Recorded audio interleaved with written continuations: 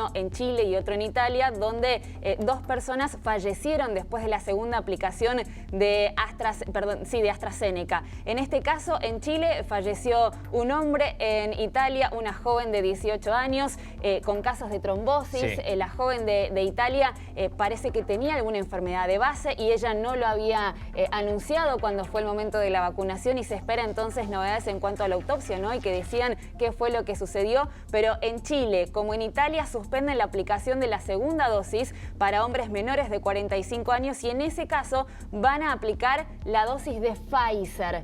Queremos saber qué es lo que está pasando sobre esta situación, sobre todo porque tal vez es un caso en un montón de casos que no sucede absolutamente nada, pero al mismo tiempo cuando uno escucha este tipo de casos se alarma, ¿no? Porque Aparece estamos en situación de pandemia, aquí en nuestro país se aplica la vacuna AstraZeneca y queremos saber entonces este inconveniente. Ya estamos en comunicación con Hugo Pizzi, es infectólogo. Gracias, Hugo, por estar con nosotros. Bienvenido aquí en Los de la Ciudad. Pablo Vicente, Belén Martínez, los saludamos. ¿Qué tal? ¿Cómo les va? Escuché atentamente la introducción. Nosotros, en general, no hemos tenido, según nuestras planillas de inoculación en todos los distritos, ningún tipo de problema con ninguna de las 3 vacunas que colocamos. O sea, que no podemos hablar de que nos haya ido mal con AstraZeneca o Oxford en absoluto. Lo que sí es cierto, y que ha habido en algunos países algún tipo de eventos que la han suspendido, pero inmediatamente después de suspendidas, las organizaciones pertinentes, llámese Organización Mundial de la Salud, Asociación de Trombosis y Trombofilia del mundo, que serían los grupos especializados, y en general todos los que hablan de esto, también aconsejaron seguir con la vacunación. Por lo tanto, yo lo único que les puedo transmitir es lo siguiente: nosotros no hemos tenido eventos desagradables, y en el mundo los casos que han sucedido son exactamente alrededor de 1 cada 170.000 inoculaciones. Por lo tanto, creo que hay que confiar en las vacunas, no hay que perder los turnos. Yo puedo responder por lo que sucede en nuestro medio, en nuestro país, como asesor y demás, pero no puedo opinar sobre circunstancias que son ajenas, inclusive hasta porque, por ejemplo, cuando fue el caso de Noruega, que creo que fue el primer país que tuvo un llamado de atención sobre esto, la Sociedad de Trombosis Internacional dijo de que eran eventos lógicos para el mismo grupo poblacional, para la misma época del año. O sea que nunca nos olvidemos de que puede haber trombosis en determinadas personas, en determinadas patologías y demás. O sea, pero hay que ser conscientes de que acá no sucedió nada. La vacuna es una vacuna óptima, igual que las otras 2 que se colocan acá, las 3 nos han dado muy buen resultado. Hugo, uno de los científicos del CONICET, Fabricio Ballarini, estaba haciendo referencia exactamente a eso que nos estaba explicando recién. Primero, que no podemos nosotros en la República Argentina darle curso a esto que sucedió en Chile y en Italia. Además, es una cuestión también de probabilidades. Uno corre peligro a sufrir un accidente con cosas de la vida cotidiana, ya sea al salir a manejar, hasta sufrir una caída de un rayo, que los porcentajes están directamente relacionados en esa incidencia. Es 1 en 1.000.000 aproximadamente lo que significa ese peligro que uno puede llegar a correr. Absolutamente, estoy totalmente de acuerdo. Es más, yo les pregunto siempre, inclusive aprovecho para ustedes dos, preguntarles si ustedes tienen en su carpeta de antecedentes médicos, junto con los análisis o radiografías, si tienen prospecto de las 47 vacunas que se pusieron desde que su mamá los gestó en el vientre en aquella época. No, imposible. Porque ustedes deben tener 40... No. Bueno, yo les puedo asegurar que si ustedes hubiesen leído, por ejemplo, en el momento que salió el prospecto, que eran aproximadamente 16 hojas, letra muy chiquita y buen papel, de la vacuna contra la hepatitis B, cuando lean lo que decía ahí, evidentemente son casos 1 en 1.000.000, eran algunas circunstancias desagradables, pero eso es así. O sea, cuando ustedes tienen la seguridad de que la autoridad sanitaria les dice de que está todo controlado, no hay que tener ningún tipo de temor. Además, hay alguien que acá siempre es fundamental, ya sea porque está manejando la embarazada, ya sea porque está manejando un paciente de riesgo, el médico de cabecera. Y yo como formador de médicos, como profesor titular de universidades nacionales y como hombre que siempre ha estado al lado de la ética, les digo, corresponde que la firma y la autorización la dé en esos casos tan especiales el médico de cabecera. Claro. Es una figura que se fue perdiendo con el tiempo también, Hugo, ¿no? El tema del médico de cabecera. Antes, antiguamente, un solo médico atendía a toda una familia. Después eso se fue perdiendo prácticamente, pero entendemos lo que nos quiere decir para que al menos alguien que conozca del tema sepa qué es lo que le conviene a cada persona. Y tampoco todos somos robots que vamos a responder de la misma manera. Por eso, esto que puede llegar a suceder, uno no termina de saber, y más en los avances que se está jugando contra el reloj sobre lo que se investiga, sobre las distintas vacunas que aparecen, a veces puede suceder esto. Lo que se intenta es llevar algo de tranquilidad a la gente por el exceso de información que hay. Seguramente, adhiero totalmente a tu enunciado, total y absolutamente, es una realidad.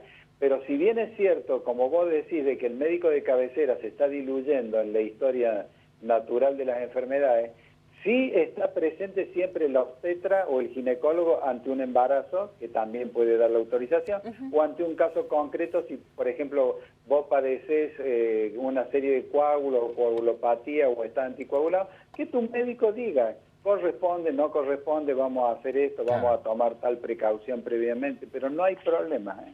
Quédense tranquilos todos los que están escuchando que no hay inconveniente. Hasta hoy no tenemos ningún registro de eventos desagradables. Hugo, da mucho alivio escuchar su palabra y que nos diga esto tan importante, ¿no? En este momento realmente que tanto necesitamos la solución a este problema, ¿no? Queremos volver a esa realidad que tanto añoramos y las vacunas es justamente esa esperanza. Y por otro lado, hay preocupación en ciudad y en provincia de Buenos Aires porque hay gente que ya puede ir a vacunarse, está en ese rango etario, pero son alrededor de 3 millones de personas que no se han anotado para aplicarse esa vacuna, no se presentaron. ¿Qué le podemos decir a ellos, más allá de que usted nos dice que son seguras y demás? Claro, también adhiero a lo que decía Pablo recién, ¿no? Hay tanta información y tantas voces además que hablan que tal vez no son acordes a un tema médico, ¿no? Y que cada uno dice cada opinión en los medios de comunicación que hacemos en serio y con qué necesidad hablar así de algo tan importante. Sin embargo, bueno, tienen influencia en la gente. 3 millones de personas que no se presentaron a la vacuna.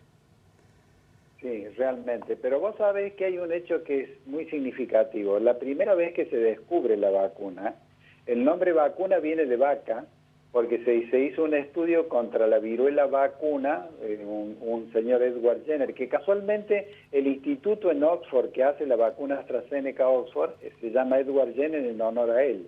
En el año 1786, viendo por ejemplo cómo las ordeñadoras tenían pústulas de viruela en la mano y no enfermaban, le pidió permiso a una de ellas reventarle una pústula y ponérsela a su hijo de 8 años. Y ahí lo inmunizó al chiquito de 8 años y nació la vacuna, de ahí viene el nombre vacuna por las vacas.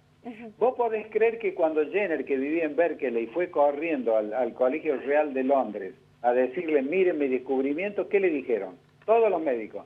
No, ¿qué vamos a poner esto? Nos van a crecer orejas de vaca, vamos a mugir como vaca, se nos va a deformar la cara.